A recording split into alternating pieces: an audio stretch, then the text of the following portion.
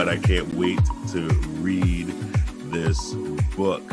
So I'm going to introduce you at this time to Bishop Oneil Williams. Bishop, welcome. Welcome again. Thank you, sir. Thank you. It's my pleasure to be here. It's so amazing that you decided to do this around this time, especially with all the things that are going on in our country, and people are going through different phases of their life right now. I believe this book is just so relevant to what is going on and can really help people in the different areas that they're struggling. But first, tell the audience a little bit about who you are, where you're from, what you do, those different aspects. Well, good morning, Brother Philip. So good to be on this morning with you, man. It's my pleasure. It's been a while since we've been on the air doing this together. And so first of all, to all my viewers, Happy New Year. I am so blessed to be able to be a part of sharing with you this morning about this book. But concerning my own personal biography, I'm Bishop Oneil Williams. I pastor Grace Fellowship Worship Center. I'm the founder and the pastor of that church. I'm very, very much of a very easygoing person, and love the word.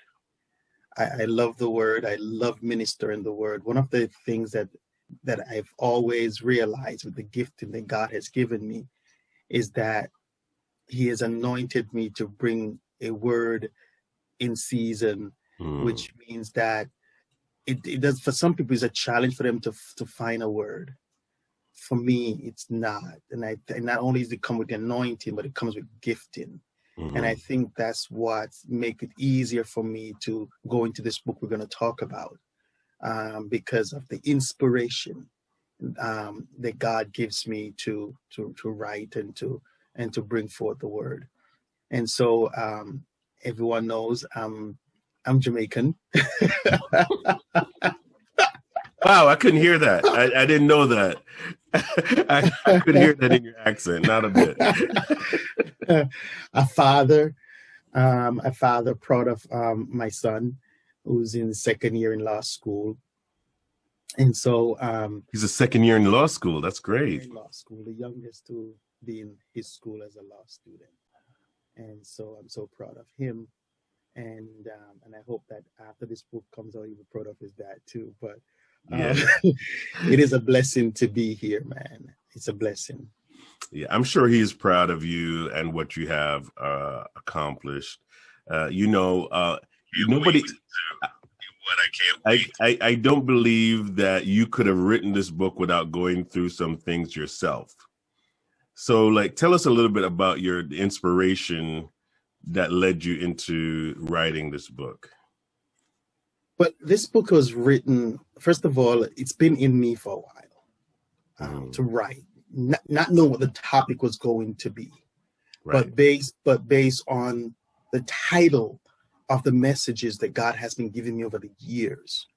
I've said this before, they're not the titles that you just jump up on a pulpit and scream and get excited and make noise. Mm-hmm. They are the topics that makes you think. The topics that makes you not just listen to, but want to go back to and analyze. Yeah. And so I believe that God was not just giving me messages, putting books inside of me. The point is that not knowing when it was going to be released and what it was going to be released about, at least my first book. I've had members, particularly even my associate pastor, said to me one time, he said, "Pastor, you should put a chronicles of your titles together, because these are not just topics. These are titles that people like. You need to let people read."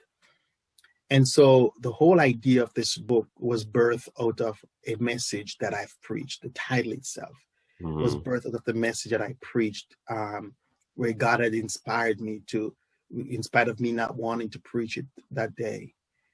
because as pastors, sometimes you want to do that jump up, shout message. Didn't feel that way to me. So the fact that I wanted to get out of it, and the Lord inspired me not to, and the fact that I obeyed, stuck with it, ministered the word, and that it had changed so many lives, especially a particular, you're going to see it in the book, of the lives that this message changed that particular Sunday. And that motivated me to do this. But also the motivation did not come lightly. It comes with influence. In other words, people like you who I have been preaching for your church throughout the lockdown for a good period of time. Yes. And we became friends, and you also motivated me to go ahead and do this. And sometimes as a pastor, as a leader, no matter how driven you are, Right. you sometimes you need somebody to drive you. And I think that was also a motivation. And so this book was birthed out of that particular moment. The title itself was birthed out of that particular moment. But as I continue to get involved in the book, because I found out, man, writing a book is not like writing a message. you see, it's not a quickie. Right, it's not a quickie. You see, the thing about it is that you're writing a message, you need 3 points, most likely. Hermeneutically, you need 3 points to be able to put your message together. Writing a book, you have to go beyond. You're going in. It is so funny when I thought I was finished with the book, and I called you and I said, Philip, I'm done. And you said to me, so how many chapters you got? And I told you, said, oh, you just started.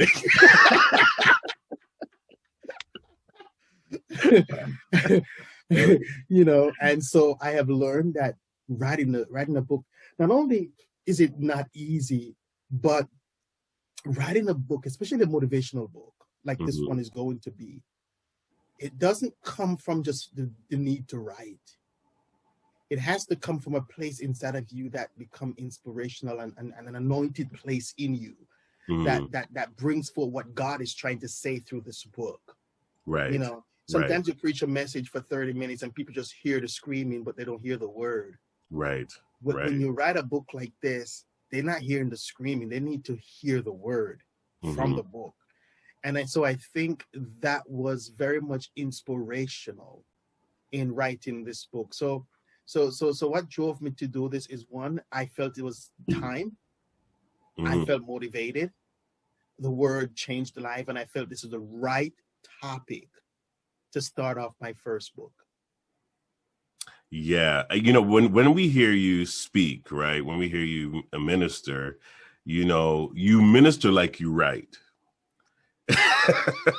So I already thought you already had your book out. I was surprised that this was going to be your first book, but you're in the process now of getting it published. Now, tell us how far ahead are you in this process? That's a good question. We're almost there. Almost there. Woo! We're almost there. That's good. That's good. The good thing is that the book is now under editing. It is with the editors. And so that's progress. They have been going over, looking at it, analyzing it, editing it. And so I have been working with the editors and the book. I love what I'm seeing. And so that's a great progress right now. Now it's out of my hand in terms of writing. I'm finished with the book. All right, so you're finished. Nice. So now it is with the editors to now edit it, copyright it, and so forth, and get it out. So that's the next process that it's in right now. Okay, that sounds very exciting. How does it feel to be birthing a new book? Have it in the editor's hands? It feels like giving a baby up. Oh man, I'm telling you, I feel I feel excited about it. As the editors kept sending it back to me, and I kept reading this book and going over it, I kept saying to myself, "Wow, I really wrote that. That was in me." Mm, So I'm excited about it. I feel like it's an accomplishment. wow. I feel like it's an accomplishment. Now, you've been writing this book for about what, 6 months now? It's been about 6 months, and I believe that you've gone through even just some experiences while writing the book. What are some of the chapters that connected with you the most as you were writing? This is your first book, so but what are some of the experiences you had as you were writing this book? Any surprises? No, there has not been any surprises. Mm-hmm. What has no, let me back that up. Mm-hmm. There has been surprises. Okay. The surprise is that God has been inspiring me and giving me topics on this book that man was not in me when I started this book. Mm-hmm. And so, because now for me to have all those chapters that I have in this book, it took a lot of inspiration, a lot of inspiring from God to be Mm-hmm. able to bring this out. And some of the topics in this book that, for example, let me go back to my outline here. Some of the topics from this book that has touched me is, for example, talking about the rock and a hard place. Mm-hmm. Talk about the rock and a hard place. Talking about activating your faith. Right. My breaking point, returning what I have lost. It's time for a new start. The journey is back. And all of that, the thin line between happiness and unhappiness. When the odds are not in your favor, but in your future. Wow. Wow. Wow. These are topics that God has placed in me, man, that I didn't even know was there. This book is going to be not just, it's going to be an easy read. Right. It's going to be an easy read, but it's going to be a book that any pastor, any minister can pick up and say, I could preach on that topic. Mm-hmm. I could minister on that topic. Mm-hmm. And so that was my aim, that it not just become a piece of literature, but it becomes a book that can inspire other people to write. If you don't mind me looking at something here, mm-hmm. in the book, it says hopelessness, talking about hopelessness. And then one thing that the Lord allowed me to do is look at the different aspects of what can drive hopelessness in this Mm-hmm. book. Mm-hmm. For example, alienation, right. For being forsaken, being uninspired. And one of the things that touches me from this, though, Brother Philip, in this book, was when we talk about oppression, Mm-hmm. which involves the subjugating of a person or group, which means to be pressed down, Mm-hmm. suggests a sense of being crushed under or flattened. And in this season that we're in, man, I believe that there are a lot of people who are being oppressed, being Mm-hmm. crushed by the situations around us, the new norm that we have found ourselves in. Mm-hmm. And so that's what this book is all about. So it's an exciting book, and I believe it's going to be an easy read. I believe it's going to be a book for years to come that people can look at and say, I like that, and not just keep it underneath their bookshelf, but keep it on top of their shelf. I want to sit on that hopelessness just for a second, because you deal with that within the book. And with everything that we see on the news, everything that we see, people who are unemployed and they're not working right now, there's people whose businesses that they have worked for most of their life they're losing it. And they don't see any hope in sight. What is there anything in that section of the book that would help a person that's going through that type of transition? Yes. So if for example, Let me go down to one of the chapters here, where it says, write the next chapter. Mm-hmm. Write the next, this story, and the story piggybacks off Job's life. Wow. He had everything. Did not realize that crisis was coming to him. And here he found himself in a loss. Not only did he lose, and it's similar, because not only did Job lose or lost his family, not only did he lose his financial stability and his wealth, he lost his health. Mm-hmm. And not only did he, and you see, it's easy to lose, it's easy to deal with it when you know that when you lose some things in your life, it's easy to deal with that because you know you probably could get it back. Mm-hmm. But when you start losing your family members, when your body start reacting against you, and then when your spouse comes to you, the last holdout you have, and that person shows up and say, I'm done with this. Why don't you just die? I mean, you can take that from a friend, Mm-hmm. but when the person closest to you in that you figure is your shoulder to cry on says that to you, then Mm-hmm. they have sapped every energy and hope that you have. Mm-hmm. So in the book, one of the things that I said in the book is that the admonition, let me put this on there, Philip, before I kind of lose I didn't realize my power wasn't plugged in, so let me get it in here before it goes off on me. Give me a minute. I apologize here.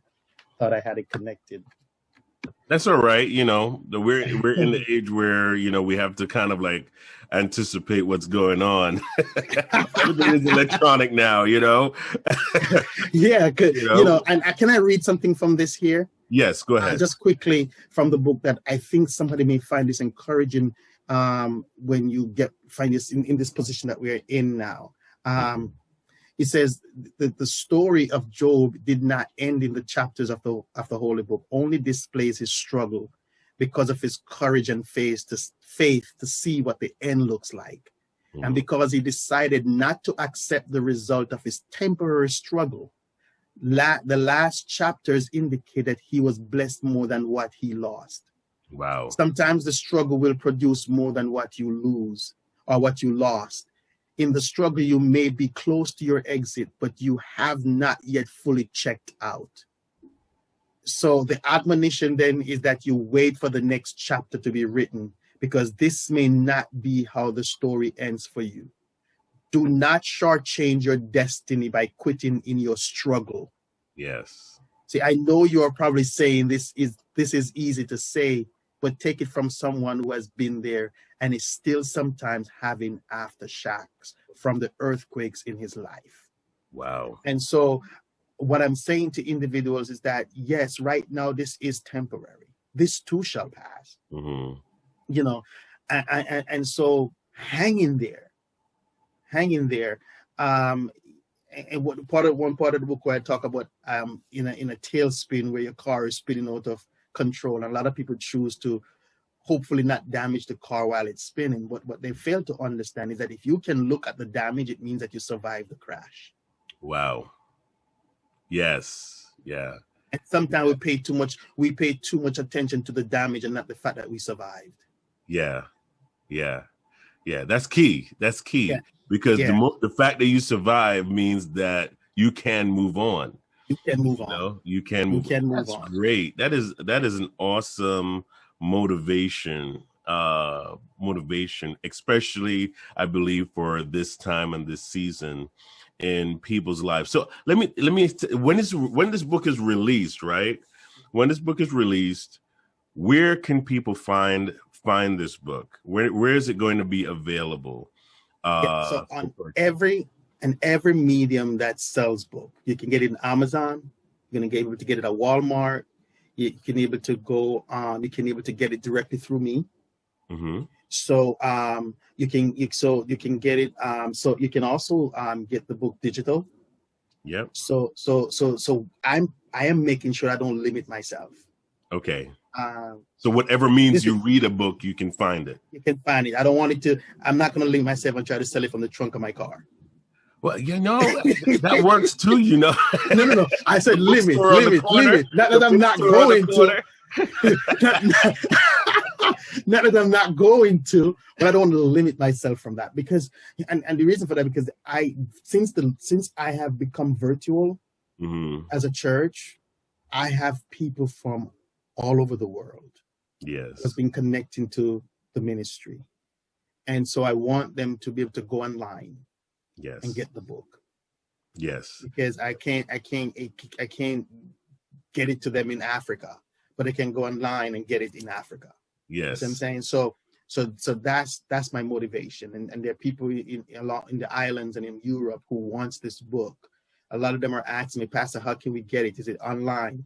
You know, so we want to make sure that when the time comes, it's available there. You know, before we go to the next phase of this interview, I want to know just how can people help you in the process of, getting this book published. We have the information. You can see the information above our heads here. You have your Cash App available and your Zelle information available. Tell the folks, how can they help you push? How can they help you birth this vision to get this book out now? All right. So to all my friends who are watching, I need your help. Now, when the idea was birthed to be able to write this book, we were venturing and doing a pre-sale to be able to get the book out financially, because I want to get this book out debt free. Right. And so because I believe that I've preached on message that God don't want us to be in debt. And I have prayed for people who I prayed for God to deliver them from debt, and I wanted this to be debt free. So when we started off with the book, we were doing a pre-sale, which I was hoping that the pre-sale would have raised enough funds to be able to finance the book fully. Many people have supported. We have raised about 1/3 of the cost, right, to get this book into editing and into printing, and so that was great.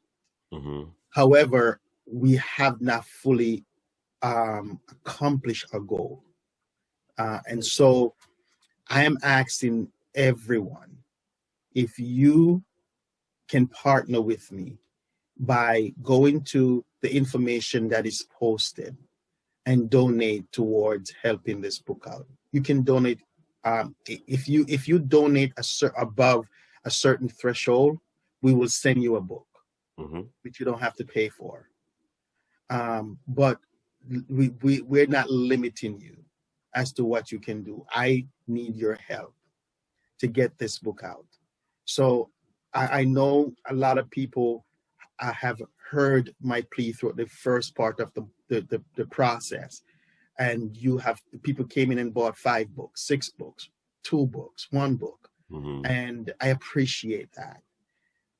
But we did not accomplish our full goal. And I mentioned, Brother Philip, when we were doing this, that we wanted to get this out get the book, the pre-sale up, finished by January. Well, we're in January and the book is in publishing, but we need you to help us get it out of there.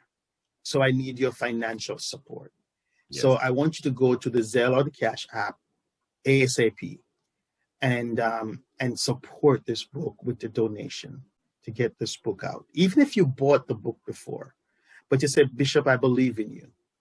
I believe in your ministry. I believe in this book. I believe I was at a bank doing bank business and met a young lady at the bank. And she says, oh, the book, I want to buy 2. And she paid for 2 books. And then she said to me, I went back to the bank to do some transaction again. And she saw me. She says, when the book comes out, please let me know because I want to buy a couple more books. Those are what you call partnering people. Right. They're partnering with me. And they're not my members. They're not my friends. They're acquaintances. You know what I'm saying? They're people who enjoy my ministry. Yes. And so I am asking my friends, my acquaintances, even my own church. I am saying donate, help me to get this book out, and any amount is welcome. If you give a certain amount of over a certain threshold, you will be receiving a book without have to pay for it. Nice. But we need your help. And that's over maybe about $25. $25. Yes. Yeah. If they give above 25 and above, they will get a book without have to go back and buy another book. And it'll be autographed as well. Autographed by me, and sent to you. And so I will also just remember in the book, I also have an encouraging word in the book. It talks about clear the room. Nice. Yeah. And it talks about clearing people out of your life that will hinder your miracle. And so please help me to get this book out. My goal, Brother Philip, is to get this book out I spoke with the publishers, and my hope is to release this book on my 50th birthday. Nice. So when is your birthday? February 26th. February 26th. Okay. We'll have a book release party. Live on Facebook. Oh man, yeah, exactly. You know, we're here to support, and our company, Phoenix National Business Group. We are here to support people's dreams and to help push them into the limelight, so that you can live your destiny. You know, I believe that you have a bestseller inside of you, Bishop. I believe that strongly, and that, you know, the best is yet to come. So those of you who are watching, anyone who has been inspired just by listening to even his inspiration on this book, you can go to his Cash App, 201-966-8814. Or on his Zelle. You could send him a contribution on Zelle, OneilMinistries at yahoo.com. So we encourage you to do that. So Bishop, let me ask you this, a couple more questions before we go. Go ahead, sir. So what is the takeaway? When somebody reads your book, what is the takeaway that you'd like them to have when they're finished reading the book? The thesis of this book, Brother Philip, is to motivate people to win again. That's it. One of the things that I've read a lot of books. One of the things that a lot of books speaks to is it speaks to a lot of people who are looking for three different aspects in their lives. One, how to educate myself. So they look for books that educates them. How do I bring myself to the next level? There are the books that speaks to people emotionally. How do I handle my emotional status that I'm in? And then you have those books that spiritually speaks to people. Of how do I live this life effectively and spiritually effectively. And so this book, I want it to be a spiritual book and also a motivational book. I want it to, the purpose of this book is there's nothing new. It's nothing new. It's the anointing that's going to make the difference. That's on this book. And the purpose of it is to let people look back and see, wait, I'm in this position right now in my life. See, I said it in the book where a lot of times people try to talk about people coming back from their setbacks, and they glorify that because they're coming back from their setbacks. So they cheer them along. But there are those people who have already accomplished some things, and now they found themselves going back, right, and losing out on their peace, their joy. And so I want to talk to those people for them to be able to look at what is it that's driving you back away from your happy place. What is it that's driving you to your name, to your cemetery? Because the book is based on this woman from Nain who lost her husband. Mm-hmm. And of course, her bed is now empty. No man is in it. She's a widow, but she has her son. So that's some sort of motivation that even though my husband is gone, I still got my son. Right. But eventually, if immediate, the Bible doesn't tell you why and how and what time space frame, but she lost her son. Mm-hmm. So now she's dealing with two loss. Don't know Mm-hmm. what the time frame between the two loss, but Yes. she's dealing with two loss. Mm-hmm. And she's on her way to bury this child. She's leaving Nain, which Nain means the place of pleasant and beauty. Mm-hmm. And she's leaving that place to go bury her future. She's leaving to go bury her support stream. Wow. And so she's not only going to be left widowed, she's going to be left without a child, because that's, according to the scripture, that's her only son. Mm-hmm. So my thing is, if you were in her shoes, what would be go? I want to, when people read this, I want to place themselves in her shoes. What would you do? And so on her way to bury this child, Mm-hmm. surrounded her was the mourners, the pallbearers. And in her quest to go do this, Mm-hmm. without praying for a miracle, because the Bible didn't say she did, it didn't even say she had an encounter with Jesus prior to this. Yes. It didn't even say she knew who Jesus was. But on her way to go bury this child, Jesus is leaving the place that she's coming from, are coming into her place of pleasantness. So Right. she's coming out of her place of happiness while Jesus is entering her place of happiness. Yes. And he encountered her in that middle space.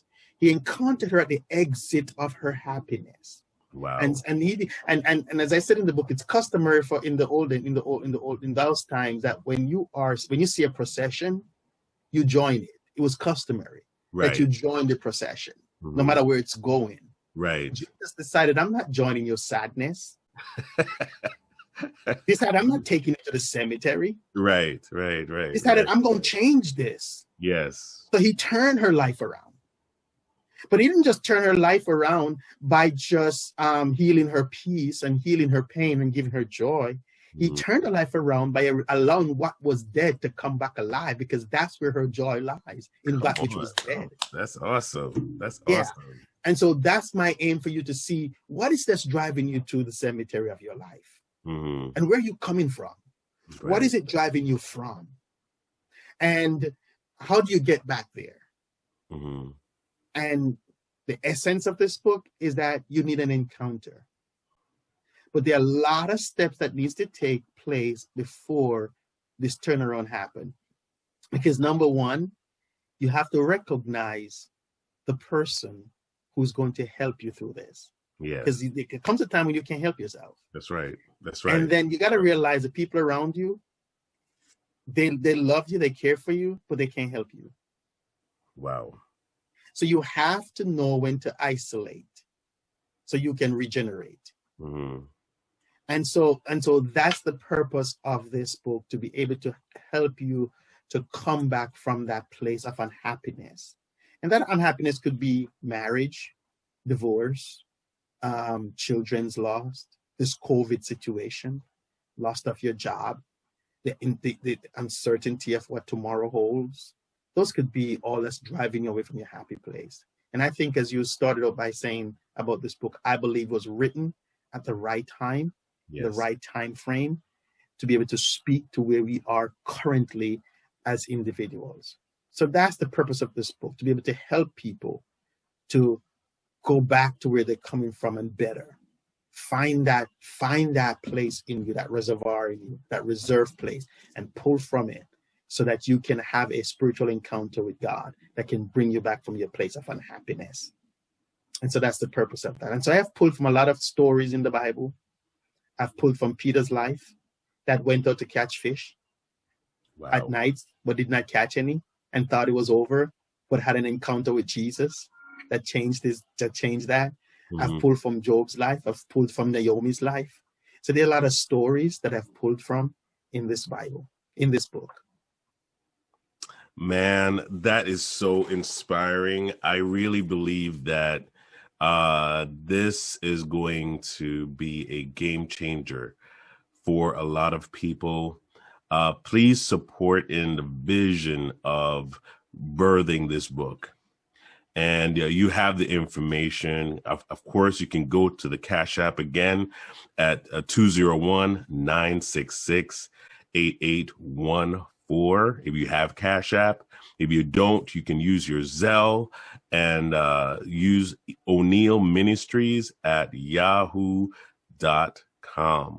This is going to be an awesome effect, and you can be a part of that. So, Bishop Oneil, thank you. Thank you for being obedient. Thank you for, putting yourself out there and letting us know what the heart of what this book will be about. And, I'm glad I supported. I can't wait to read my book, and I'm looking forward to that autograph because I know it's going to be a great bestseller. I'm expecting bestseller. Amen. And it's going to be an amazing book that is released all around the world. So no matter where you're watching, it will be available to you. So you can order this book today. We look forward to seeing you. The Oneil Effect will be on. The Oneil Effect will be on Tuesday nights at 8 p.m.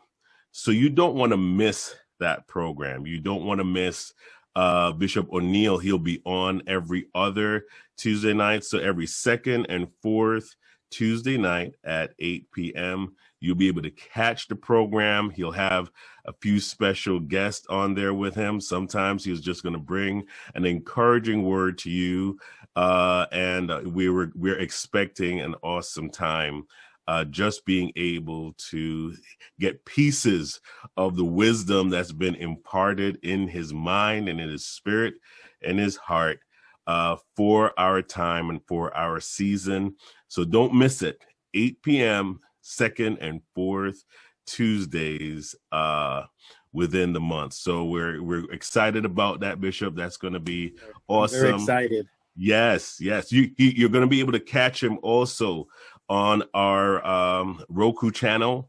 It's going to be Phoenix National Network on Roku and Amazon Fire TV. That would be starting in February. And we're very excited about that as well, Bishop. That platform reaches over 34 million people. And it's going to be a great experience, great way to get good news out into the world. And I'm very excited about that opportunity. And we're going to have a great time doing this. I believe in having fun while doing what, God has put in our hearts and our destiny to do. So can't wait to see you guys again on the Oneil Effect. Bishop Oneil, thank you again. And remember to support the book. All right. God bless you, everyone. And we will see you again on